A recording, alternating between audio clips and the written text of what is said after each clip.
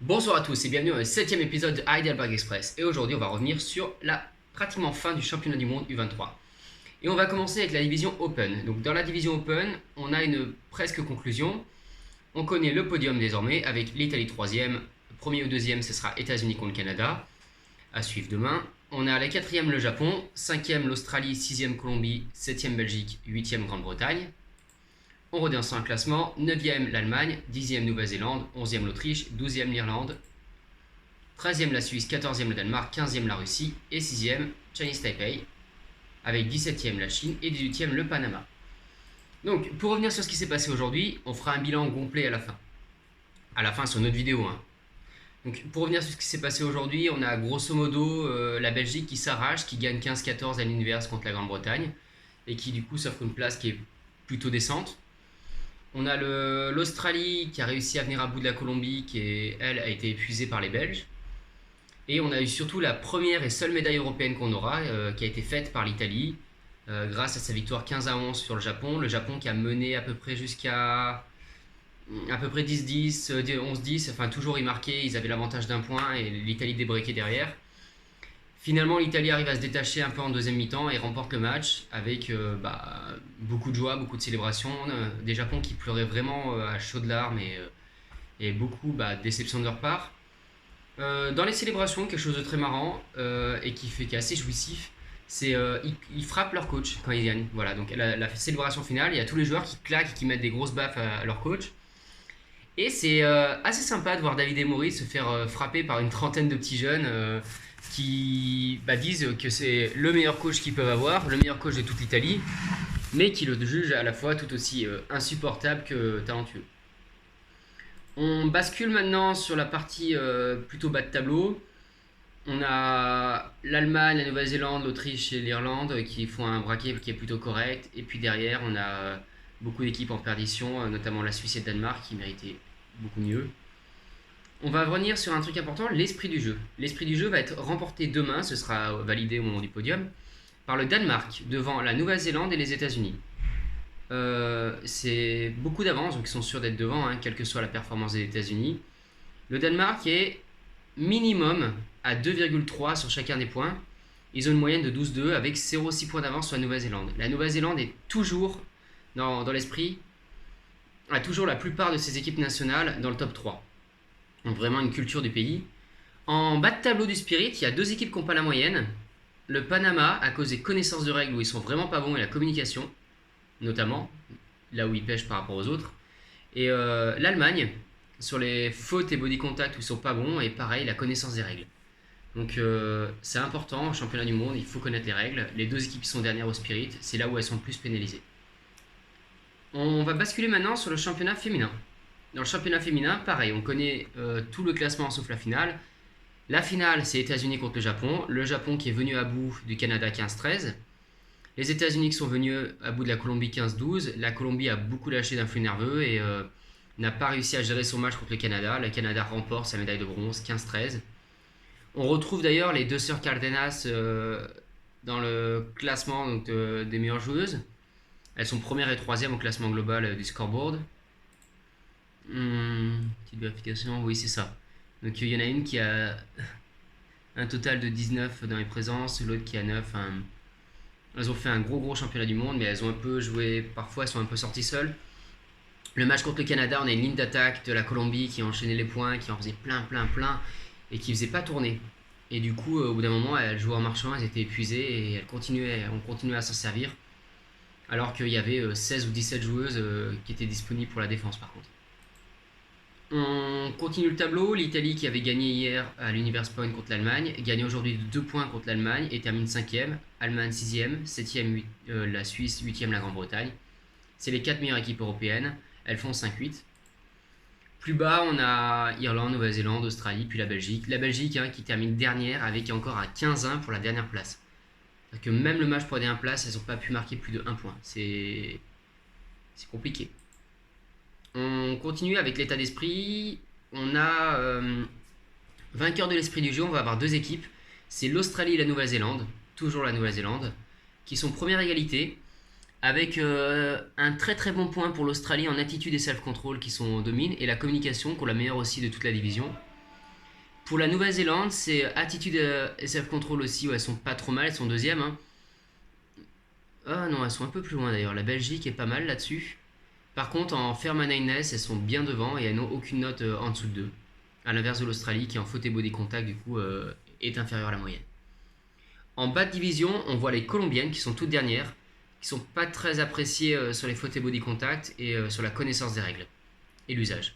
Où elles sont à 1,6 sur les deux, c'est assez presque lamentable en fait. L'Allemagne avant-dernière, les États-Unis avant-avant-dernière, voilà, c'est les équipes qui mettaient de l'impact et qui jouaient. Juste au-dessus, vous voyez l'Italie et le Canada. Voilà, top 5, le down 5, les 5 équipes les moins fortes, c'est 5 équipes qui ont un bon classement à la fin et qui sont allées mettre de l'impact, qui sont allées jouer et qui n'ont pas réussi à jouer d'une façon un peu plus posée contre des équipes qui, elles, n'acceptaient pas les contacts et elles se font sanctionner là-dessus. On bascule sur le mixte. Dans le mixte, on a la finale demain, encore États-Unis contre le Japon. C'est la deuxième finale et on est passé pas loin d'en avoir une troisième comme ça. On a Singapour qui récupère la médaille de bronze face à une très belle équipe lettonne.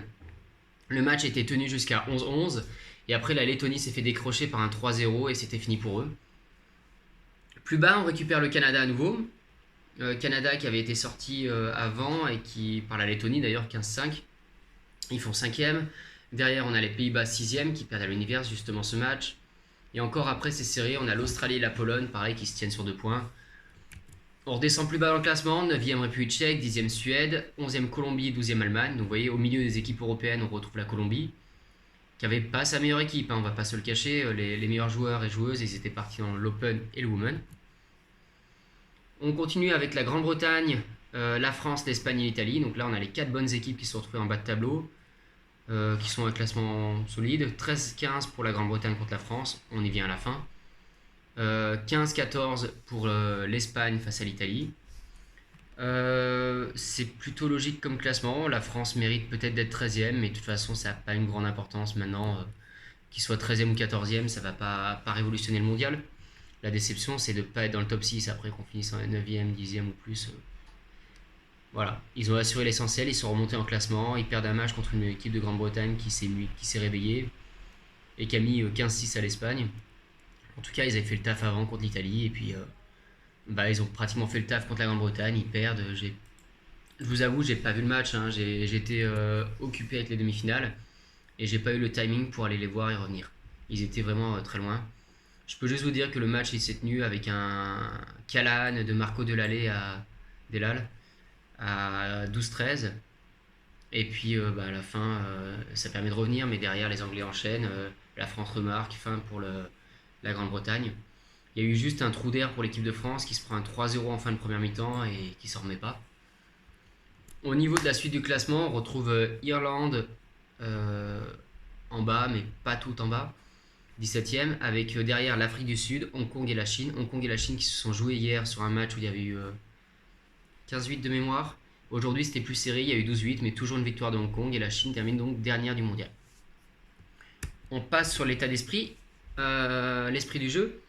On a un vainqueur très largement devant, c'est l'Afrique du Sud, avec 12,36 et une extraordinaire note en attitude et self-control, donc 3,27. Donc beaucoup de monde en a un peu parlé. Ils sont très très respectueux là-dessus. C'est plus facile d'être respectueux quand on perd les matchs de beaucoup et qu'il n'y a plus d'enjeu. Mais il faut quand même réussir à le faire. Vous pouvez voir la Chine. La Chine, elle qui est dernière du mondial, ils sont derniers au Spirit avec 9,67.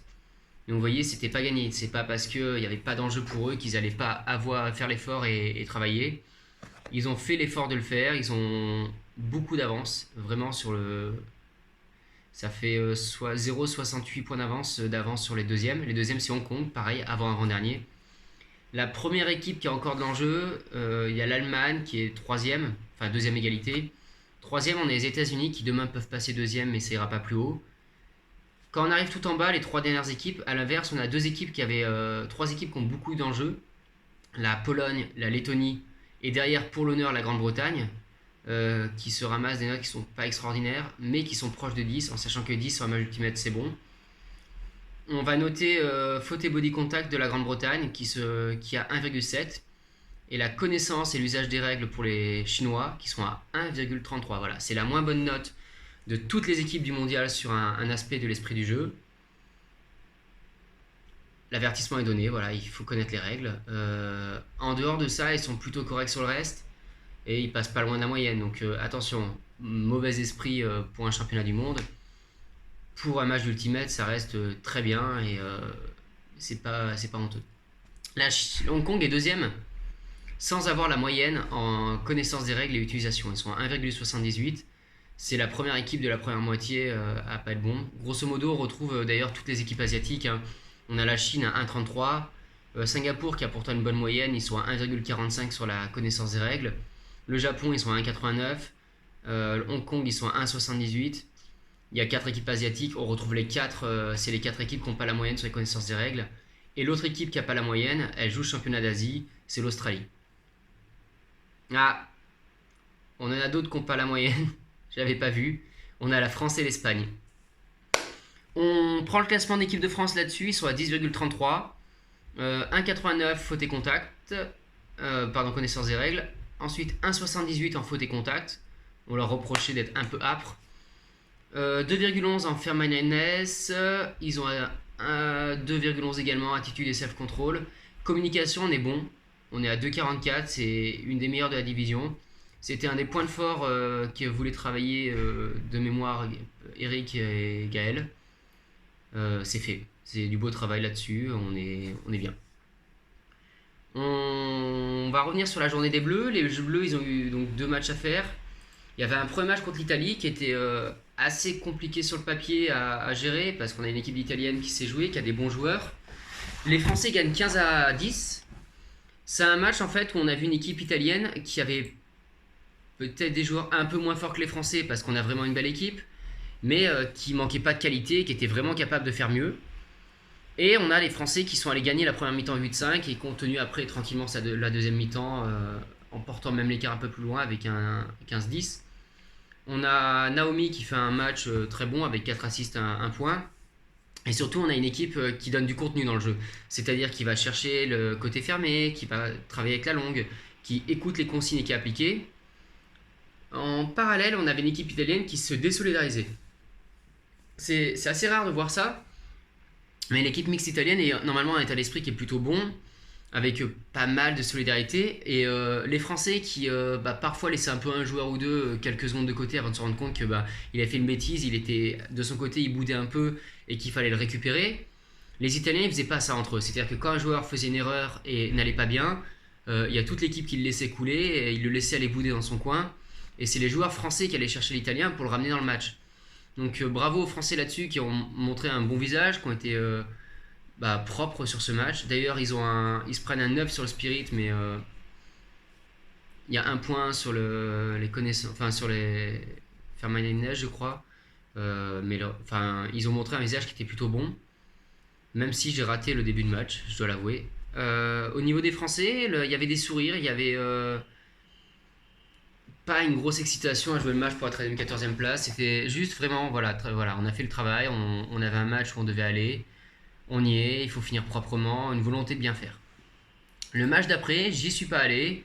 Ils jouent contre la Grande-Bretagne, ils perdent ce match en ayant en fait été menés pratiquement tout le match. À partir du moment où il y a 5-5, la Grande-Bretagne domine. C'est anecdotique, 13e, 14e, on ne se rappellera pas dans quelques années. C'est sympa de finir par un Callahan, l'avant-dernier point du tournoi. Et puis bravo quand même à eux, ils ont donné une image qui est bonne. Au niveau de l'état d'esprit, ils avaient mis 12 aux Italiens, ils mettent 10 à la Grande-Bretagne. Et ils prennent un 13 par la Grande-Bretagne qui remonte un peu la moyenne française, mais qui n'impacte pas vraiment le classement, puisque le classement d'esprit du jeu était pratiquement établi. Et ce dernier match, en fait, il sert juste à peut-être on gagne une place. Voilà. Au niveau du bilan, il y a l'Amérique du Nord qui du coup va avoir sur 6 médailles possibles, ils en ont 5. On va pas compter le Mexique dans les possibles, on va rester crédible. On a l'Europe qui n'aura qu'une médaille, qui va avoir celle de l'Italie et qu'on n'attendait pas vraiment tellement l'équipe japonaise était belle. On est déçu, beaucoup de monde est pas mal déçu pour la Lettonie qui, on avait envie d'aller voir jusqu'au bout où est-ce qu'ils pouvaient aller. Mais c'est vraiment compliqué, ils ont joué toute la semaine avec 15 joueurs, ils ont pas mal usé certains. Et c'est une équipe qui est venue avec peu de remplaçants, mais surtout qui n'avait pas de staff. Donc ils ont tout géré de bout à bout, les transports, la nourriture, l'hôtel.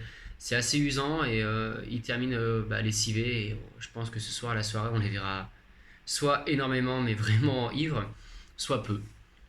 Derrière, on va avoir une finale qui est sans doute la plus belle qui était possible, avec l'équipe des États-Unis qui est vraiment supérieure à l'intégralité de la division et qui va jouer le Japon, qui est avec 8 victoires, une défaite, est vraiment fort en fait. Ils sont au-dessus. C'est pas mal comme finale. On échappe de peu à l'avoir dans les trois divisions, du coup c'est assez satisfaisant quand même. Et du coup, il va y avoir 3 finales demain. Pour l'anecdote, les Italiens ont une tradition, c'est que quand ils terminent un match, ils essaient de rejouer contre l'adversaire.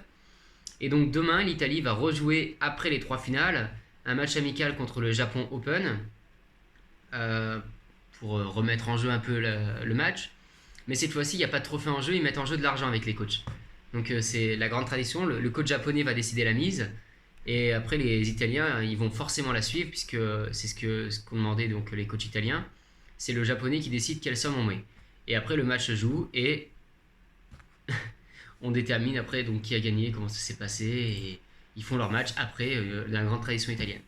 Pour voir si c'est l'enjeu qui a biaisé le résultat et si l'enjeu de l'argent peut remettre les choses. Voilà, merci à tous d'avoir suivi. Regardez bien les finales demain. On fera peut-être un bilan à Lyon comme on avait fait pour Gear Express. Dans tous les cas, si ce format vous plaît, n'hésitez pas à le dire. Et même si on ne sera pas à Wrocław, on essaiera d'en faire depuis les studios à Lyon. Et on essaiera de vous trouver des contenus tous les jours. Voilà. Allez, merci les bleus et puis passez une bonne soirée.